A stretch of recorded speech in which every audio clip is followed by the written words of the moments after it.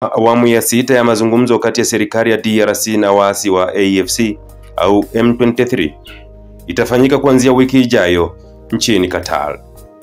Mazungumzo hayo yaliyotarajiwa kuanzia wiki hii yameahirishwa hadi wiki ijayo kutokana na ombi la wapatanishi kutoka Qatar.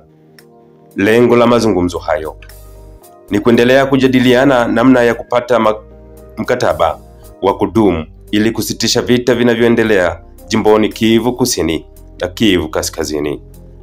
Ripoti zinasema kushirikishwa kwa jeshi la kulinda amani MONUSCO kusaidia kupata suluhu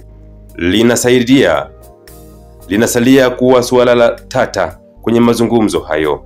Waasi wa AFC au M23 hawana imani na MONUSCO. Wanadiplomasia kutoka nchi za magharibi wanasema pande zote zinapaswa kuonesha utayari wa kutekeleza mapendekezo kutoka kwa wasuluhishi ili kupata mkataba wa kudumu utakaoleta amani nchini Kongo.